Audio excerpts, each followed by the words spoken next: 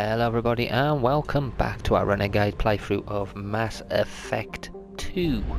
Well, in the last one we finished some of the quests we were doing.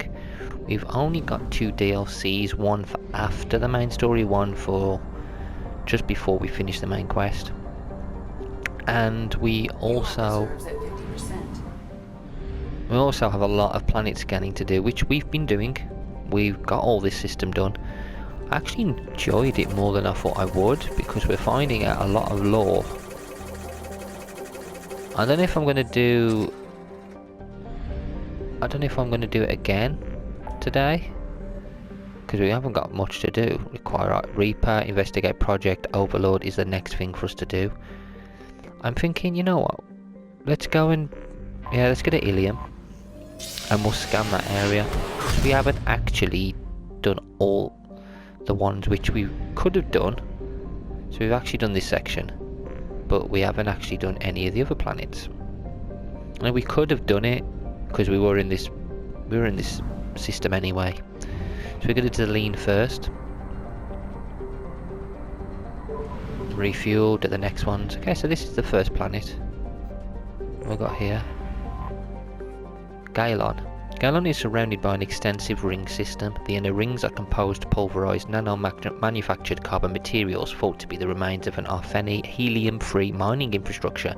A few pieces of larger debris found indicate that materials technology at least equal to the current galactic state of the art. The outer rings consist of water, ice, silicate dust and the odd bit of rock. Analysis of the debris often show shock damage and evidence of rapid heating. Some parahistorical theorists insist that the outer rings represent debris from a moon or moons destroyed by mass accelerated bombardment. This has been rejected by every reputable xenocologist. While it is theoretically possible to destroy a small moon utterly with dreadnought bombardment, no species sees a compelling reason to do so. Unless it was done from maybe something was on this planet that needed to be attacked. Well, there's nothing really else on that Gaelon. We'll get to the next one, which is unexplored. It's called Etho. Etho is a rocky world with an atmosphere of oxygen and carbon dioxide. There are large craters scattered across its surface, obviously from hypervelocity kinetic impactors. Stretching between these locations are the shattered remains of magnetic levitation rail lines, which strongly suggest the craters represent the former locations of Arfeni mining outposts or other settlements. The equatorial region contains an extensive network of canyons formed by the planet's abundant liquid water. Travel advisory: Etho's atmosphere is approximately 41% carbon dioxide at sea level. This level is 4 to 6 times that necessary to render most species unconscious within a few minutes of breathing it. Breathing masks must be worn at all times when on the surface of Etho. So you could do a settlement as long as it was in a bubble of sorts and not actually breathing in the planet's oxygen, well, the planet's carbon dioxide. Could create a space station on there.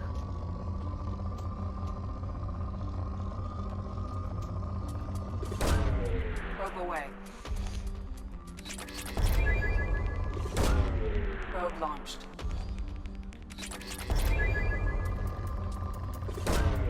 Launching probe.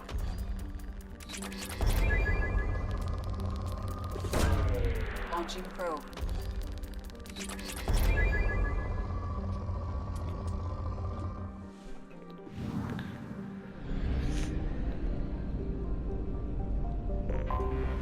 Anomaly detected. Helene, and there's an anomaly, okay. Helene is a post-garden world that once enjoyed an Earth-like oxygen-nitrogen atmosphere.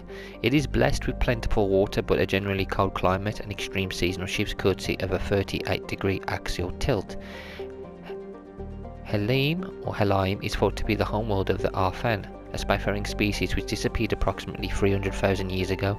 Precisely what happened to Helene is still under debate. It appears a global extinction occurred, wiping out all native animal life forms more complex than zooplankton. Platforms were not affected, but the lack of oxygen breathing life caused oxygenation of the atmosphere. Plant life was reduced after lightning storms ignited global wildfires. The leading theory of helium's devastation is an out-of-control biological weapon. For this reason, landing is strictly prohibited. The corporations with helium have in place a network of quarantine satellites to dissuade would-be looters from landing in the crumbling cities. Detected in orbit. All units report to ready stations for possible anti-invasion protocol. Repeat. Unidentified ship detected in orbit. All units report to ready stations for possible hell? anti-invasion protocol. Detected in orbit. All I have found something. What the hell? Mercenary activity detected inside a mining facility on planet surface. Facility confirmed registered to Edfell Ashland Energy Corporation. Eclipse presence confirmed. Distress beacon powered down at site. Sensors detect multiple spacefaring vessel launches from facility. Wow, so this is another reason to be doing this, because then you pick up things that you wouldn't usually pick up. So cool. Right, we've already done you, so now we're going to go with you two. That's what we'll do it like that.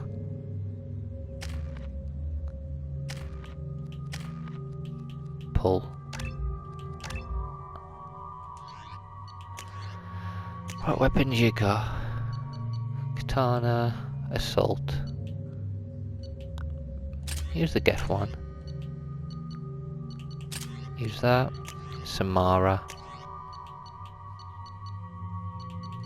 Give you the collector gun. You can have the locust.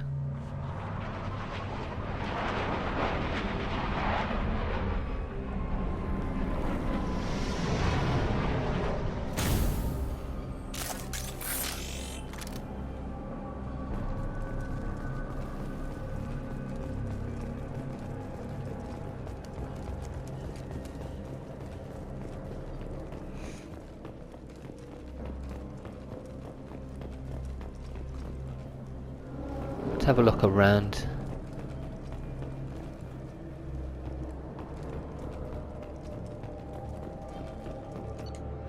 Shipping log. Cargo ship to Allen docked and received a large shipment of resources en route to a facility in the Dranex system. To Allen requested escort for the shipment, claiming pirate activity along the route. We know that he was right on that one because mercenaries have arrived.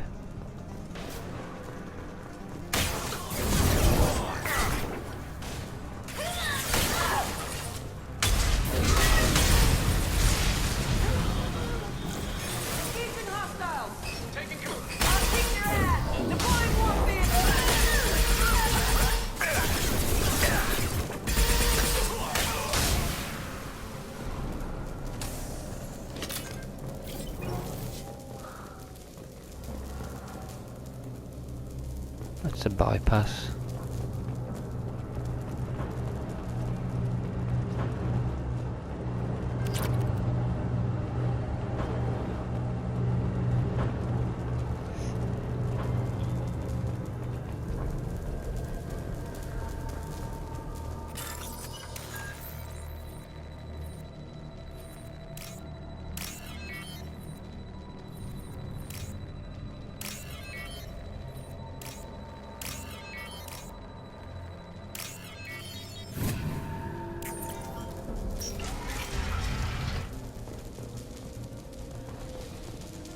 PDA. Alert, we are under mercenary attack. Escort civilians to crew quarters and return to the workgate to protect the main computer or at all cost. Bloody Eclipse. taking heavy fire.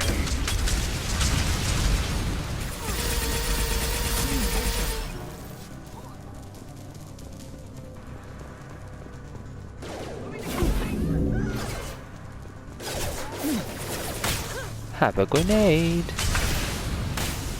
Those grenades are so cool.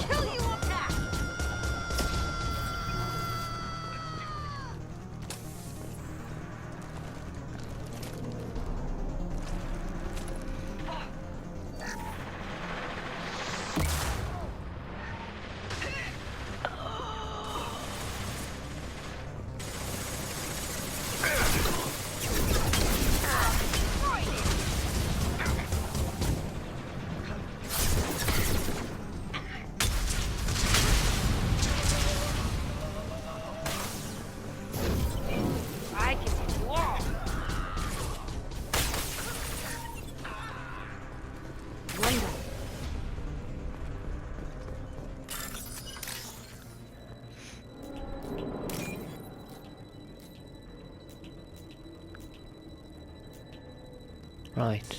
Oh crap. No crap. That one.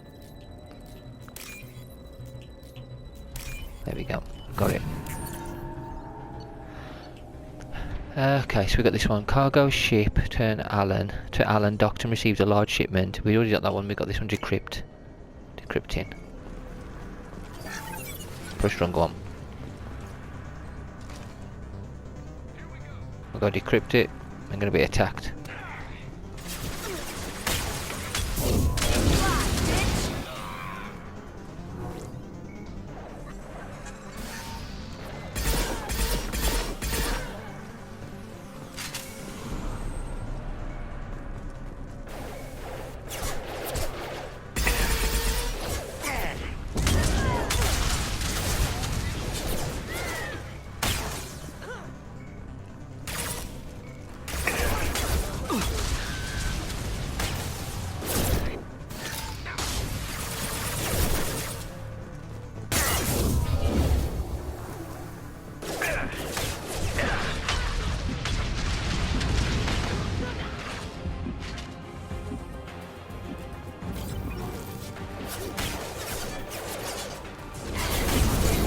Oh, the jerks.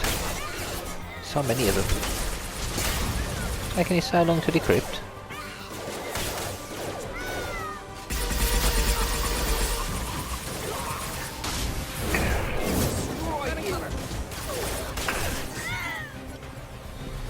I've got to wipe them out. I think I've got to wipe them all out, haven't I, before we should decrypt properly. Let's wipe them out. Ah, okay, because there's one here.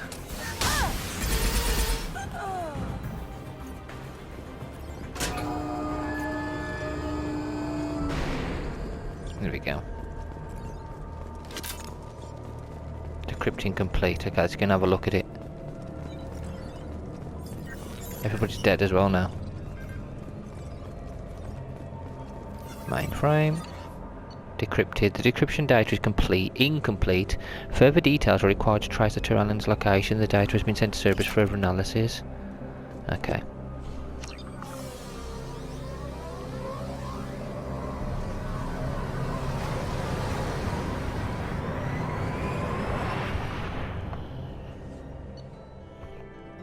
Covered data referring to the Tyrannin's location. More decryption needed. Okay.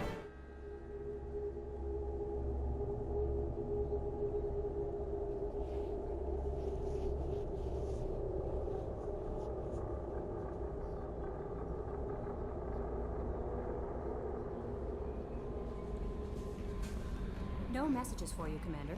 No messages, so we'll continue planet scanning. See what else we can get. That was just from Halim, so we've got another planet here. Nephima, or Nepima. Totally locked to the stars Aline. Nepima has the expected hot pole and cold pole. Along the Terminator is a thin band of nearly habitable terrain. Unfortunately, the local biosphere is based on a chlorinated oxygen atmosphere. It is not sophisticated, but it's proven highly dangerous. The Sorry surveyor Veralis landed on Nepima in 1684 to study the local ecology. Unbeknownst to the crew, a handful of native chlorine-fixing microbes passed through biohazard screening and entered the ship. The Veralis returned to the port of Nos, Penalo and Ilium, where the Nepiman microbes escaped into a temperate environment with plentiful unused chlorine. Microbes devoured the chlorides in the earth as metabolic bioproducts. They produced toxic polychlorinated biphenyls. By the time the infestation was contained, an area of nearly 30 square kilometres had been effectively turned into a toxic waste dump. Nos Penalo had to be abandoned, accelerating the development of Nos Astra. Jeez. So it's a very dangerous place.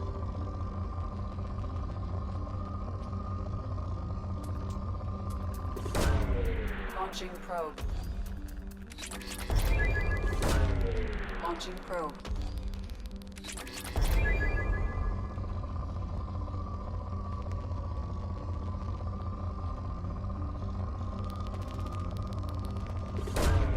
Launching probe. Probe away.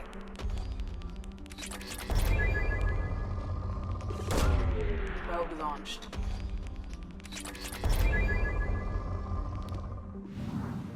Okay. Let's head back to the mass relay, top back up, and then we'll go to the next two systems. It's quite interesting that we picked up a mission straight away.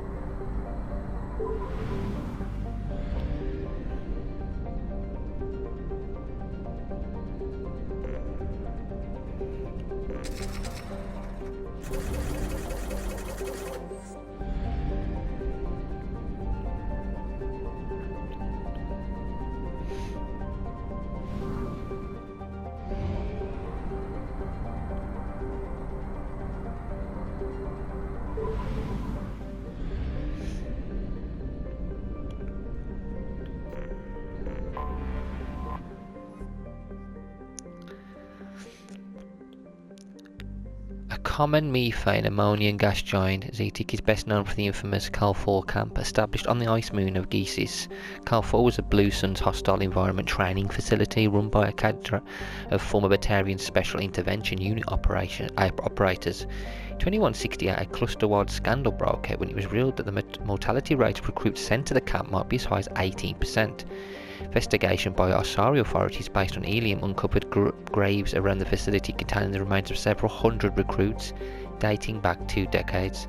Camp was immediately closed and the remains sent back to the worlds of origins. Their worlds of origin. An inquest by the Blue Suns found the Batarian commandos had used harsh training methods, but these were consistent with their own training to join the SRU.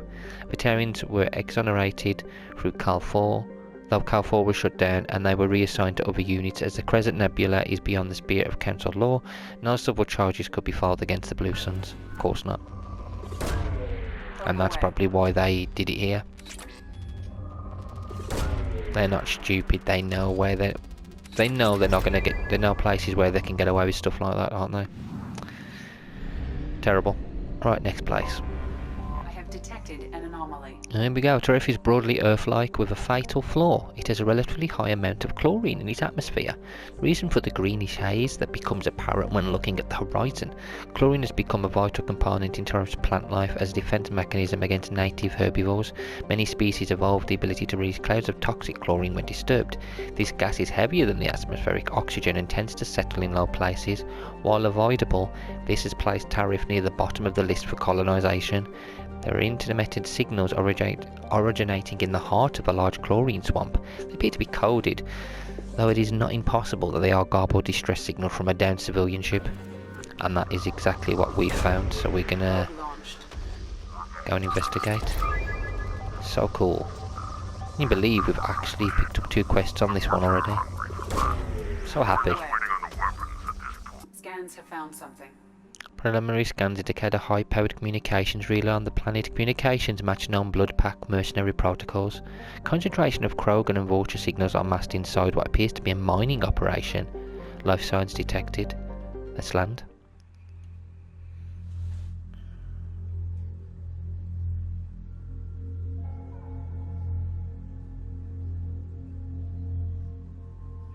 So now we're going to take Tally, and we're going to take Fane.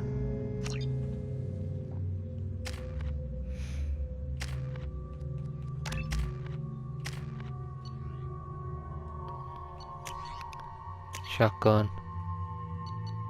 We'll give you the assault. And that. Fine. We'll give you the incisor. And you keep that.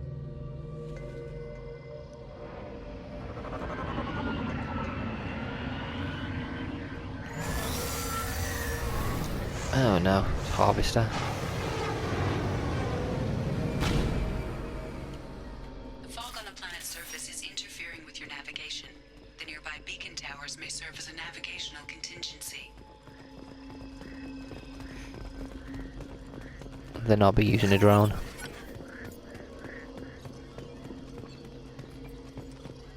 What happened here? Who knows? Let's have a look. Datapad. Attention all workers, stop chipping away at this node. There's nothing left here to mine. Move on to the other sites. So we gotta go that way. Let's follow the beacon. We should be careful. This atmosphere is toxic. Can't even blimmin' see hardly.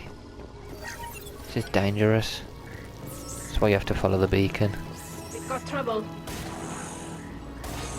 Clicks, of course. These are on so many different planets, aren't they?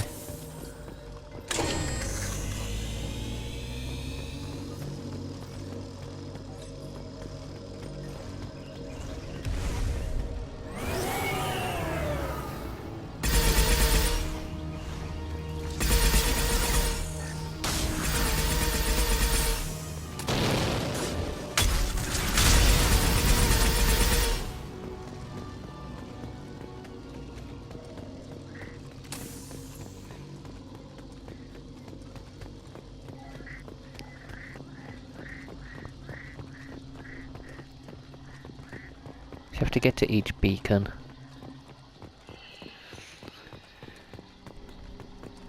I wonder what they were doing here. Attention all workers, fall back now. Evacuation shuttles are on the way. Anyone not at the gathering site when the shuttles arrive will be left here with those damn bugs.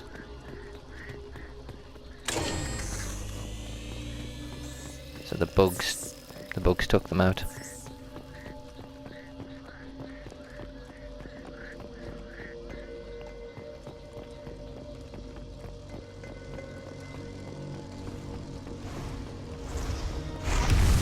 More.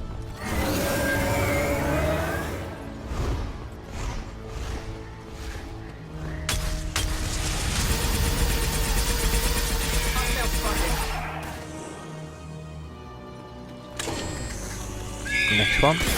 Oh crap.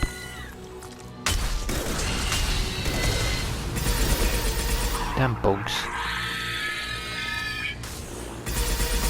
But they're everywhere, are these bugs? There's another data pad over here. Salamal, I can't get any more voucher from Omega. Garm has his own problems. You're gonna have to man up and deal with this on your own. Maybe build a beacon path. Bet those damn porters are just wandering off into the fog and getting lost. Probably. And then getting eaten by the bugs. The giant bugs.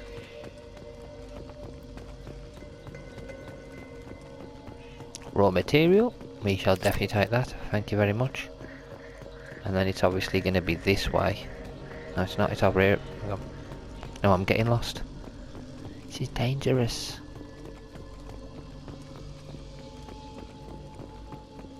Should never have landed on here. Oh, at least we're above the fog now.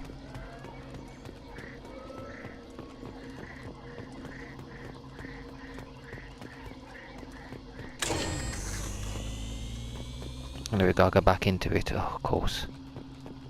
The dense fog.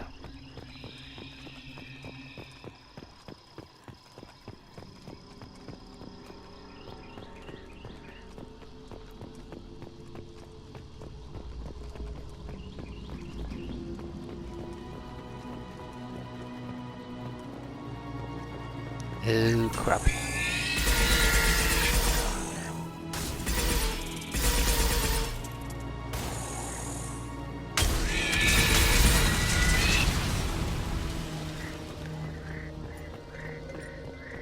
Tally, just run off. Seriously, Tally, wait a sec. Don't run off on your own.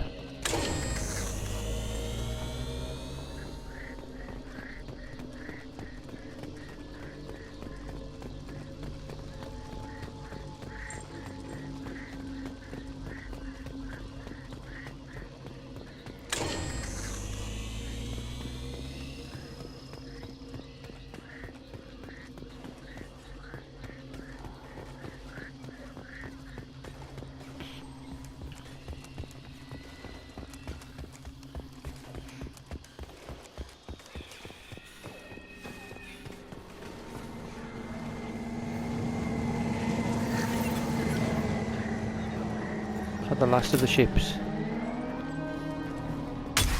Hello. Salamore's been left. Enemy charging. Okay, that's his barrier down. Let's get rid of these guys.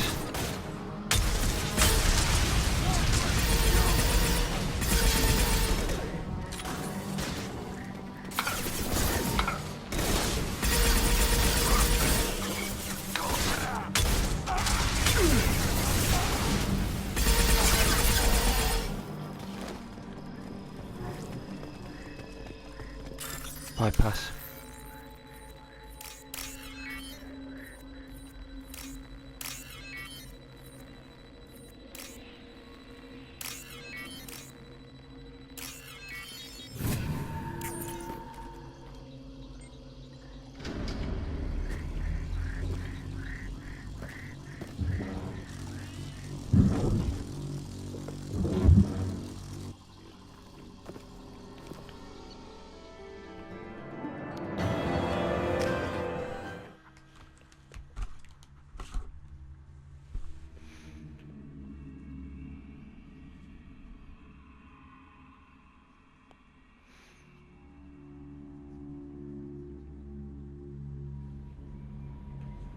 Right, did we get anything for Commander, that? you've received a new message at your private terminal. Okay, let's have a look. Blood pack family. Blood pack facility detected. Cerberus command. Okay, we've decrypted and analysed the data recovered from the relay and tariff. The resources mining tariff were being sent to Zadaban, presumably for use in weapons manufacture. It's clear that the Blood Pack is planning a large-scale invasion. Disrupting the operation on Zadaban will go a long way toward delaying or preventing this invasion. Invasion? Jeez. Okay. Well, we've got a few planets to go. Dory is a large hot world with a poisonous atmosphere of acidic nitrogen oxides. While the planet is too close to Lursen for this to condense and fall as rain, this makes the environment too hostile for forms of life more sophisticated than bacteria to evolve. So it's a pretty useless planet. Probe away. We don't really need anything to do with this. That was the next one. Uanta. Uanta is remarkably close to Earth. Its orbital distance is similar, and while slightly larger, its reduced density yields similar mass, atmospheric pressure and gravity. There the similarities end. Lursen is a hot class F star emitting over 8 times the energy of Sol. Utanta is a parched wasteland, its water long since boiled away into its nitrogen carbon dioxide atmosphere. A handful of mining outposts dot the hellishly hot surface. The crews remain in underground bunkers, sending remotely controlled machines out at night to do service work and load cargo for shipment. So apart from resources, it's a pretty useless place to be. We don't really need to be on this planet. It's got resources, but I'm fine for them at the moment. I'm looking for lore. Last one. Jontan. Jontan is a fairly standard close orbiting Pegasid gas giant orbiting the star Lursen at high velocity and heated to temperatures of over 1000 degrees. An analysis of its orbit has revealed a core of heavy elements with a mass double of that of the planet's hydrogen-helium atmosphere.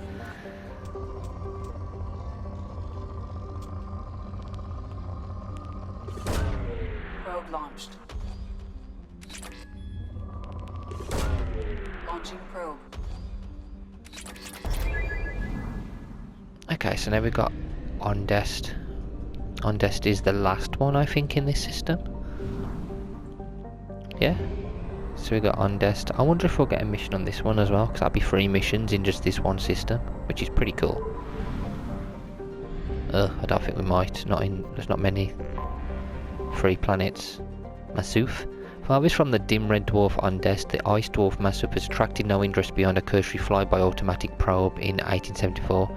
No significant resources were noted. Launching probe. As to that.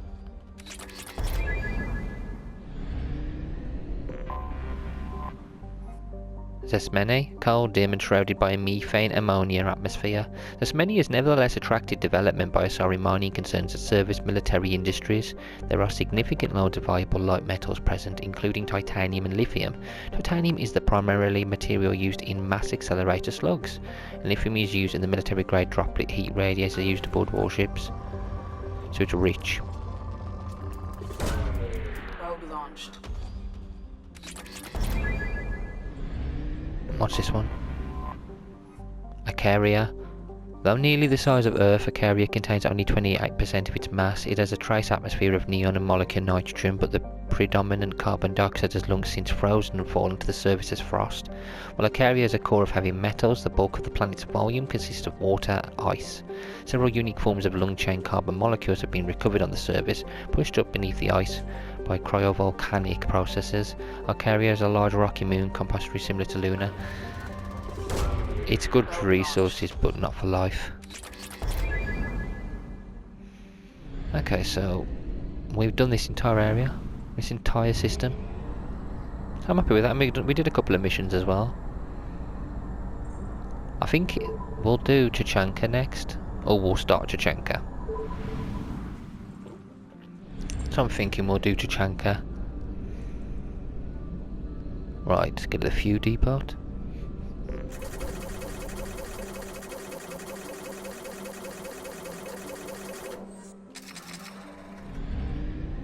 Right, mass relay.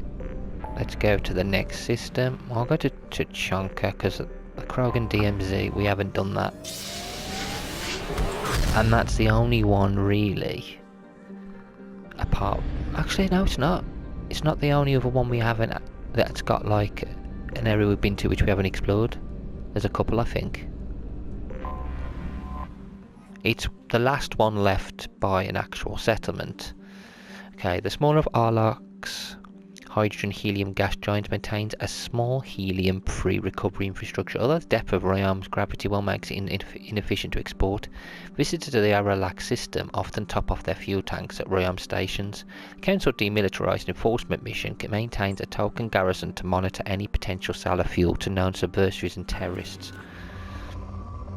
It's poor. We've been to Chachanka, and then we've got these ones here. Kruben. Kruben is a tidally locked Venusian hothouse, its surface perpetually obscured by clouds of sulfur and carbon dioxide. First group of Krogan brought it into orbit by the Solarian uplift teams requested a trip to Kruben. Solarians at first thought the Krogan were confused about the nature of Kruben's environment. The planet is named for a Krogan mythological paradise in which honourable warriors feast on the internal organs of their enemies. In fact, Krogan astronomers had correctly reduced the nature of Kruben in the years before the global Holocaust. In the 2 millennia since, Kruben had come to be thought of as an ideal test of one's toughness. Every year a few Krogan attempt to land on Kruben and exit their ships naked in an attempt to prove their Kroganhood. Planet surface is littered with the crushed, corroded remains of their ships. Only one, Shaf Norda, is known to have returned from the service alive, a bit with most of his bones crushed and all 4 of his lungs damaged by sulphuric gas. Norda recovered from his trial to the audition of his people. Until he died in 1943, he could lie with any fertile female he wished.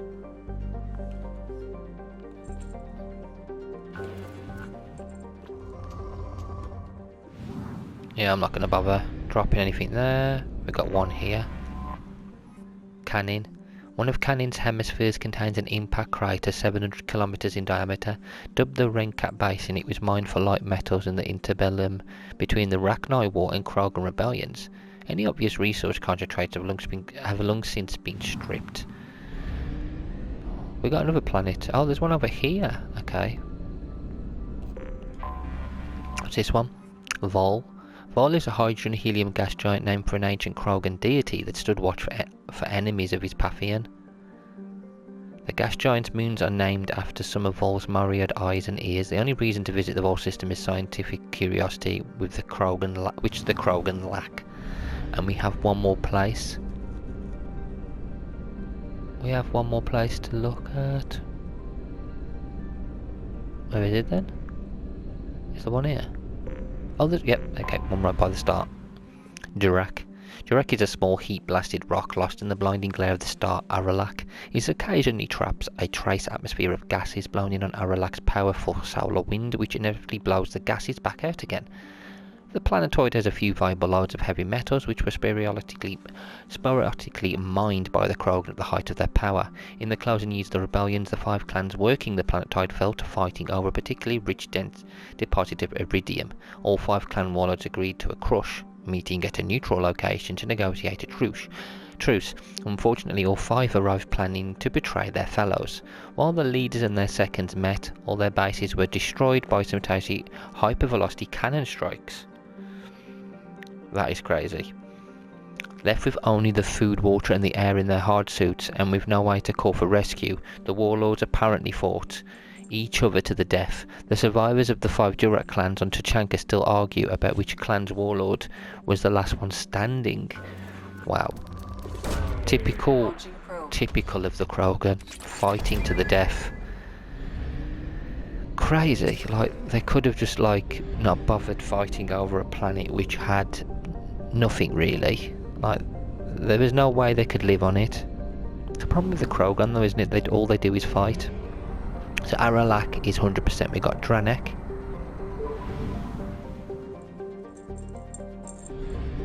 Okay, we're gonna get anything on here?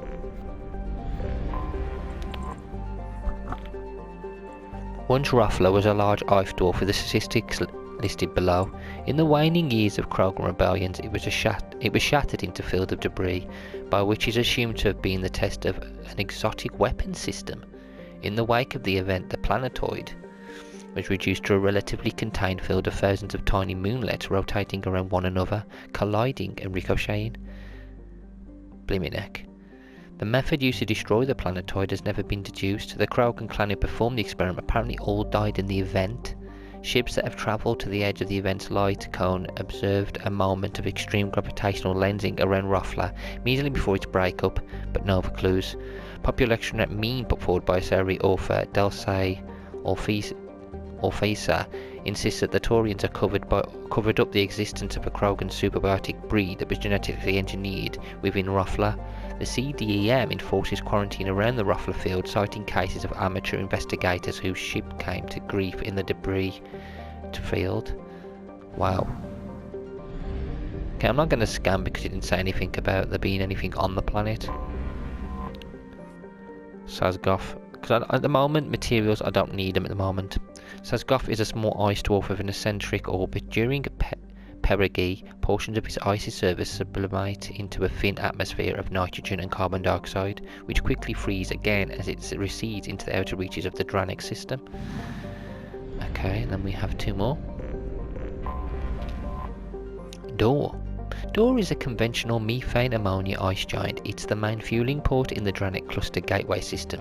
Piltia Station, the headquarters for patrol ships of the Council Demilitarization Enforcement Mission, CDEM, lies at the trailing Lagrange point of Door.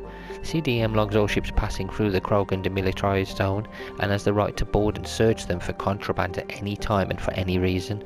There are no exceptions.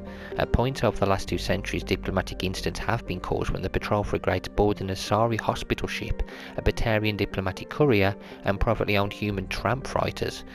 These measures are provided for under the terms of the Krogan Armistice. While the Krogan were allowed to retain their government and personal weapons, any attempt to provide starship-mounted weapons to the clans at Chachanka is punishable by law. Nearly a millennia after the war ended, the official penalty for smuggling prescribed weapons is still death by spacing. Blimey neck. Kelim. Kelim is a tectonically inert rock with an atmosphere of krypton, xenon and argon. There are a few viable lodes of light metal scattered across its surface, but these are difficult to find. Most were mined out in the years leading up to the Krogan Rebellion. So that's 100% to Dranik, so we've got one more area left, which is Neef. So let's go and check out Neef. So then we've done this system as well, then I'll finish after that. Here we go. There's a few places to look at here. Okay, let's go all over here. Let's go to the furthest one. Vord. Vord is a methane ammonia ice giant. Until the Krogan Rebellion, it had a sizable helium-free fuel refining infrastructure. Once the solar arrays orbiting Neef were destroyed, the constant flow of anti-proton tankers visiting the system disappeared. There was little point to maintaining the facilities, so they were shut down and abandoned. Today the ancient stations are squatted by transients, criminals and outcasts. Although few are safe for habitation, neither the Krogan nor the Council Demilitarization Enforcement Mission CDEM patrols care if they take their chances. Yeah, because they probably know if they do take the chances, they're probably going to die anyway.